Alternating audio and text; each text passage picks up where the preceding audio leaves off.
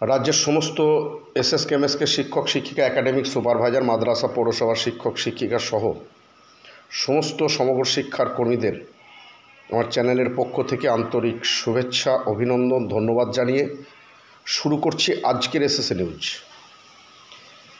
দেখুন, আমি বেশ কয়েকদিন হলো আমার এই চ্যানেলে কোনো রকম কোনো প্রতিবেদন আপলোড করিনি। বেশ কিছু শিক্ষক শিক্ষিকার বিশেষ অনুরোধে আজকের এই প্রতিবেদনটি আমি আপলোড করছি। অনুরোধ বলতে এটাই, শিক্ষক শিক্ষিকারা বিভিন্ন চ্যানেল দেখছেন, বিভিন্ন ইউটিউব বার্তার মাধ্যমে তারা জানতে চাইছেন।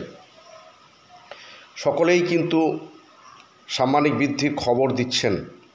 তার সঙ্গে সঙ্গে আমিও গত 2-3টি ভিডিওতে সাম্মানিক বৃদ্ধির একটা পজিটিভ ইঙ্গিত আছে এই কথা বলেছিলাম। কবে সাম্মানিক বৃদ্ধি হবে না হবে সেই নিয়ে কিছুটা প্রশ্নচিহ্ন আমার বক্তব্যের মধ্যে ছিল। এই নিয়ে শিক্ষকরা জানতে চাইছেন। যেহেতু আমি গত 2টি ভিডিও শুধুমাত্র সাংগঠনিক বিষয় নিয়ে করেছিলাম, তার ফলে অনেকেই কমেন্ট বক্সে লিখছেন যে স্যার, যে সাম্মানিক বৃদ্ধির বিষয়টা আপনি আর বলছেন না, এই বিষয়ে যদি একটু আপডেট দেন তাহলে খুব ভালো হয়। তার পরিপ্রেক্ষিতে আজকে আমার এই প্রতিবেদন।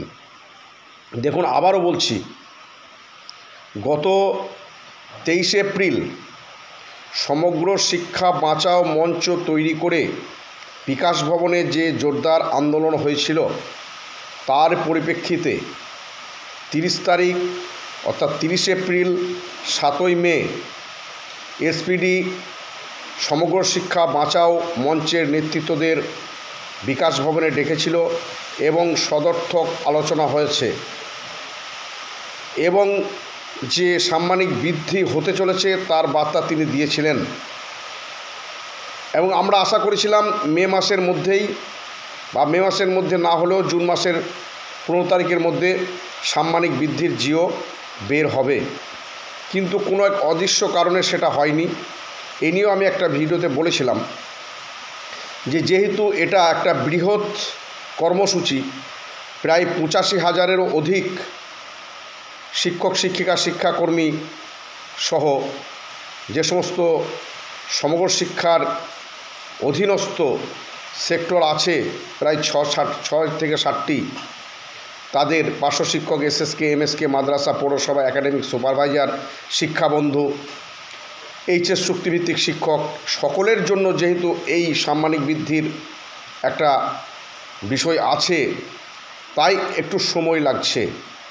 আমি আজকেও বলছি, সাম্মানিক বৃদ্ধির যে সম্ভাবনা ছিল সেটা আজও পজিটিভ পর্যায়ে আছে, কোনো রকম নেগেটিভ বার্তা নেই।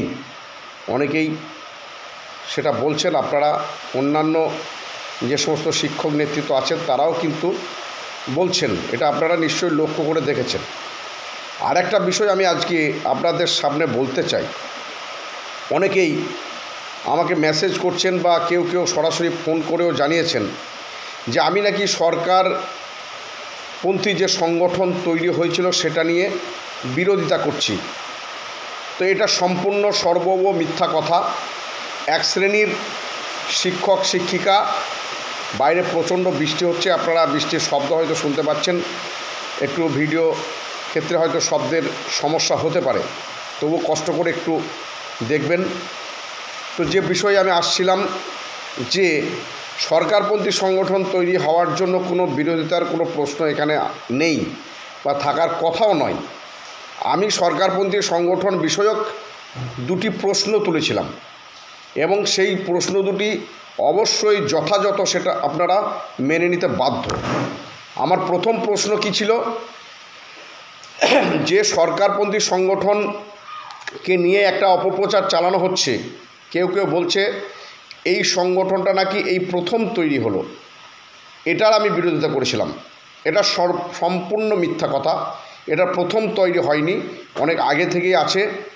এবং গত বছরও এই সরকারপন্থী সংগঠনের একটা কমিটি তৈরি হয়েছিল, সেখানে এসএসকে এমএসকের পক্ষে 18 জন ছিল।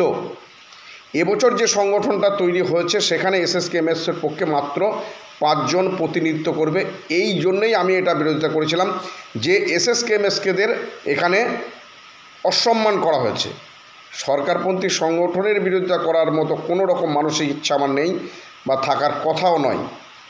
আমার বক্তব্য সাম্মানিক বৃদ্ধির ক্ষেত্রে যে যেভাবে পারবেন চেষ্টা করুন, এবং সরকারপন্থী সংগঠন চেষ্টা করলে তো সর্বপ্রথম পারা উচিত তাদের, কারণ তাদের কথা তো শিক্ষামন্ত্রী আগে শুনবে, মুখ্যমন্ত্রী আগে শুনবে। এই বোধটুকু নিশ্চয়ই আমি একজন শিক্ষক হিসাবে আমার আছে বলেই মনে হয়। আপনারা কি মনে করেন জানি না। আমি এটাও জানি যে সাম্মানিক বৃদ্ধি বা অন্যান্য যে সমস্ত সমস্যা আমাদের আছে, বিশেষ করে এসএসকে এমএসকের ক্ষেত্রে, শিক্ষা কেন্দ্রে যদি শিক্ষক নিয়োগ না হয় শিক্ষা কেন্দ্রগুলি অবিলম্বে বন্ধ হয়ে যাবে। অনেক শিক্ষা কেন্দ্র বন্ধ হয়ে গেছে। তাই শিক্ষক নিয়োগটাও আমাদের ক্ষেত্রে খুবই জরুরি, কারণ একজন শিক্ষক যে সাম্মানিক পাচ্ছেন সেই সাম্মানিক নিয়ে যদি তাকে 30 থেকে 40 কিলোমিটার দূরে ট্রান্সফার করে দেওয়া হয় তাহলে সেই শিক্ষক বাধ্য হবে তার কাজটাকে বা চাকরিটা ছেড়ে দিতে। তো এই জায়গায় দাঁড়িয়ে সাম্মানিক বৃদ্ধি যে যেভাবে পারবেন করুন। সরকারপন্থী সংগঠনের নেতৃত্বদের কাজটা আমার মনে হয় আরও সহজ যদি তারা আন্তরিকভাবে এই কাজটা করার চেষ্টা করেন। তো এখন যেটা মনে হচ্ছে, আমি যেটা নিয়ে প্রশ্ন তুলেছিলাম যে অনেকেই ক্রেডিট নেওয়ার জন্য শুধু বসে আছেন। শিক্ষক শিক্ষিকাদের যে দুরবস্থা, যে দুর্বিষহ অবস্থা, সত্যি কথাই বলতে গেলে দিনের পর দিন বাজার মূল্য বৃদ্ধি হয়ে হয়ে এমন একটা জায়গায় চলে এসেছে, সেই জায়গায় দাঁড়িয়ে একজন এসএসকে বা এমএসকে শিক্ষক শিক্ষিকা বা একজন পার্শ্ব শিক্ষক যে সাম্মানিকটা পায়, তাদের সত্যি করে তাদের মাসের 20 দিন হয়তো সংসারটা ঠিকমতো চলে, বাকি 10 দিন ভিক্ষা করতে হয়। ভিক্ষা মানে তো কি রাস্তায় ভিক্ষা করা তা নয়, নিশ্চয়ই আত্মীয় স্বজন বা কারো কাছে হাত পেতে মাসটাকে শেষ করতে হয়। এর চেয়ে লজ্জাজনক বিষয়, এর চেয়ে দুঃখের বিষয় আমাদের কাছে আর কী হতে পারে বলুন। তার সত্ত্বেও আমরা কিন্তু বিতর্ক ছাড়ছি না, বিতর্কের মধ্যে জড়িয়ে পড়ছি। অনেকেই শুধু দলবাজি, দল একে সমালোচনা করলো এটাই খুঁজে বেড়াচ্ছেন, কিন্তু আসল যে সরকারপন্থী সংগঠন বলুন, অন্য সংগঠন বলুন, সকলেরই উচিত এই সমস্ত শিক্ষক শিক্ষিকাদের মুখে হাসি ফোটানোর জন্য যা যা করা দরকার সেটা করা। দলটাকে দূরে সরিয়ে রাখুন। যে যা দল করবেন করতেই পারে, নিজের গ্রামে গিয়ে করুন, বাড়িতে গিয়ে করুন, পাড়ায় গিয়ে করুন, মহল্লায় গিয়ে করুন, কোনো অসুবিধা নেই। কিন্তু আমাদের যে পেশাগত দাবি সেইগুলোর ক্ষেত্রে দলবাজি না করে সকলে ঐক্যবদ্ধভাবে যে যেভাবে পারবেন, যে যে অ্যাঙ্গেল থেকে পারবেন সেটা করুন। অনেকেই হয়তো, আমি সবশেষে যেটা বলতে চাইছি, সরকারপন্থী সংগঠনের কোনো নেতৃত্ব বিষয়টাকে কেউ কেউ ভুল ব্যাখ্যা করেছেন বা কেউ কেউ ভুল বিষয়টাকে ঢুকিয়ে দিয়ে আমার ভিডিও বার্তাগুলো সম্বন্ধে একটা ভুল বাতাবরণ তৈরি করে সরকার বিরোধী তকমা দেওয়ার চেষ্টা করছেন। এটা আজ নয়, দীর্ঘদিন ধরে করে আসছেন। তাই আমি বলবো, যদি আমার ইতিপূর্বে ভিডিওতে কোনো সরকারপন্থী সংগঠনের নেতা আঘাত পেয়ে থাকেন তাহলে আমি ক্ষমাপ্রার্থী।